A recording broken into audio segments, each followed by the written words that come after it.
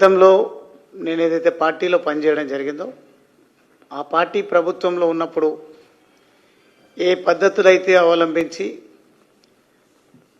ప్రజల చేత చీత్కారానికి గురి కావడం జరిగిందో అదే పద్ధతిలో ఈరోజు కాంగ్రెస్ ప్రభుత్వం వైఖరి మరి ముఖ్యంగా రేవంత్ రెడ్డి గారి విధానం కనిపిస్తూ ఉంది. ఈరోజు బీజేపీ రాష్ట్ర అధ్యక్షులు మా పార్టీ కార్యక్రమం అదే మాదిరిగా హిందూ సంఘాలు కొన్ని దేవాలయంలో, ఎందుకంటే పవిత్రమైనటువంటి మాసం, ఈ శ్రావణ మాసంలో కుంకుమార్చన కార్యక్రమం జరుగుతుంది. మీరు ఎట్లాగూ హర్ ఘర్ తిరంగా కార్యక్రమానికి వస్తూ ఉన్నారు కదా, వీలైతే వచ్చి వెళ్ళండి అంటే సమాజంలో ఏ విపక్షమైన ప్రతిపక్ష పార్టీల బాధ్యత ప్రతి చిన్న కార్యక్రమం ప్రతి సందర్భంలో పాల్గొనడం అనేది బాధ్యత. కారణం ఏంటంటే కార్యక్రమాల్లో పాల్పంచుకోవడము తద్వారా రాజకీయ లబ్ధి పొందడం కాదు. రామచంద్రరావు గారికి, మా ప్రెసిడెంట్ గారికి అపారమైనటువంటి అనుభవం, ఒక న్యాయవాదిగా అనుకోండి, లేదంటే ప్రజా జీవితంలో ప్రజాప్రతినిధిగా అనుకోండి, చాలా అనుభవం ఉంది. కాబట్టి పార్టీ వారికి బాధ్యతలు ఇచ్చి ప్రస్తుతం ప్రధాన ప్రతిపక్ష పార్టీ ప్రభుత్వ వైఫల్యాలను ఎండగట్టడంలో అనుకున్న స్థాయిలో ఏమాత్రం సమస్యలను లేవనెత్తడం లేదు, వాటి పరిష్కారం కోసం కృషి చేయడం లేదు. కాబట్టి మనం కూడా దేశానికి ప్రాతినిధ్యం వహిస్తున్నప్పటికీ దేశాన్ని అద్భుతమైనటువంటి పంతాలో అభివృద్ధి రంగంలో కానీ దేశ పరిరక్షణ జాతీయ భావంతో ముందుకు పోతున్నప్పటికీ ఇక్కడున్నటువంటి కాంగ్రెస్ ప్రభుత్వం ఇచ్చిన హామీలను నెరవేర్చకుండా ప్రతిపక్షాల గొంతు నొక్కేటువంటి ప్రయత్నం చేస్తూ ఉంది. కానీ ఒక వెసులుబాటు అయితే బీఆర్ఎస్ పార్టీకి కల్పిస్తుంది కాంగ్రెస్ పార్టీ. అదేంటంటే దొందే అన్నట్టుగా మీరు మేము మా విధానాలు మీ విధానాలు రెండు ఒకటే, అవే విధానాలు ప్రజలపైన రుద్దేటువంటి ప్రయత్నం చేద్దాం, తద్వారా మీరు కాకుంటే మేము కాకుంటే మీరు అధికారంలోకి వద్దురు అన్నట్టుగా ఈరోజు కూడబలుక్కొని ముందుకు పోతున్నట్టుగా చాలా స్పష్టంగా అర్థమవుతూ ఉంది. అందులో భాగమే విమర్శలకు ప్రతి విమర్శలకు పూనుకుంటా ఉన్నాయి. కానీ ఈరోజు రాజకీయ పార్టీలుగా ఏ విమర్శలు చేసుకున్నా పర్వాలేదు, కానీ ఎలక్షన్ కమిషన్ పైన దాడులు,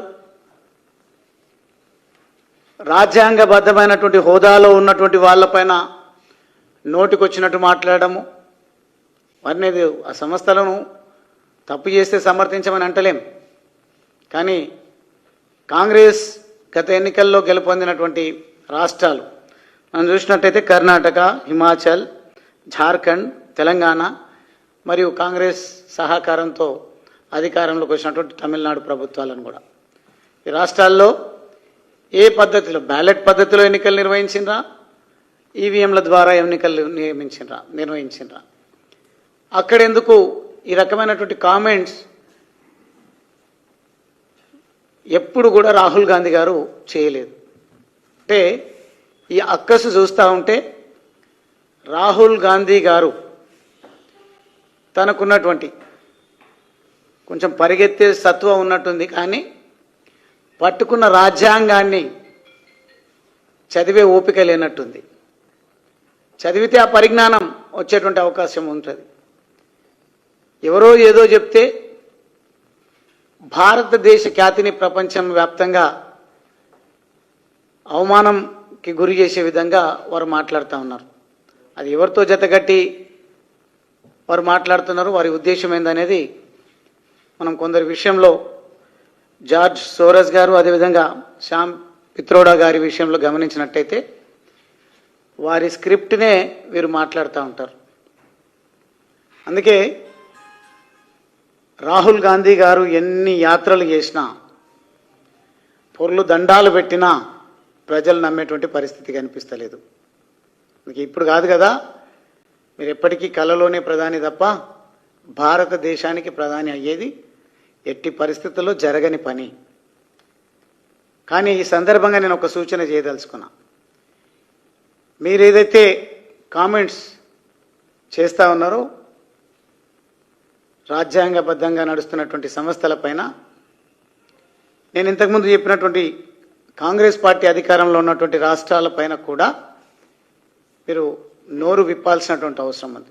అంతెందుకు, ప్రత్యేకించి తెలంగాణ రాష్ట్రం విషయంలో గౌరవ ముఖ్యమంత్రి గారు రేవంత్ రెడ్డి గారు నిజంగా వారు నాయకుడు చేస్తున్నటువంటి విమర్శలు నికార్సైనవి, గల పద్ధతితో కూడుకున్నవి, అథెంటిక్గా మాట్లాడుతున్నారు అనే విశ్వాసమే ఉంటే, ఉన్నది 4-5 రాష్ట్రాలే కదా, మీరు దేశానికి ప్రాతినిధ్యం వహిస్తామని మాట్లాడుతున్నారు. కాబట్టి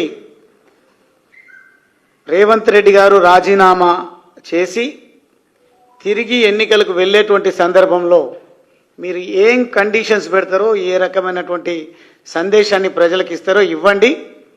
నిష్పక్షపాతంగా ఎన్నికలు నిర్వహించేటువంటి వాతావరణాన్ని నెలకొల్పడానికి ఈరోజు మాట్లాడుతున్నారుగా, నోరు బారేసుకుంటున్నారు.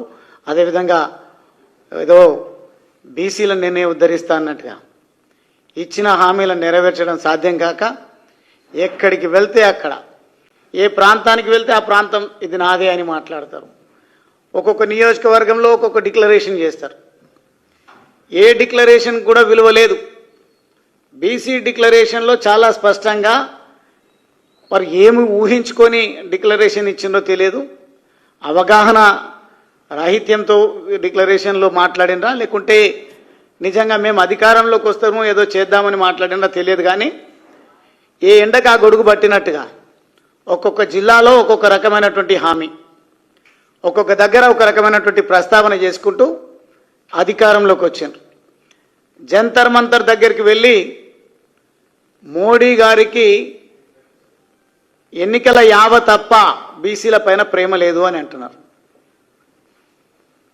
గతంలో చాలా సందర్భాల్లో ఇటువంటి కామెంట్స్ చేసినప్పుడు, ఒకవేళ మీకు నిబద్ధతే ఉంటే అమలు చేసి చూయించండి తెలంగాణ రాష్ట్రంలో బీసీ రిజర్వేషన్లు అని చాలామంది చెప్పడం జరిగింది, చాలా పార్టీలు కూడా మాట్లాడడం జరిగింది. కానీ బీసీలను మభ్యపెట్టడం కోసం నేను ఏదో చేస్తున్నా అనే పద్ధతిలో వారు ప్రయత్నం చేస్తున్నారు.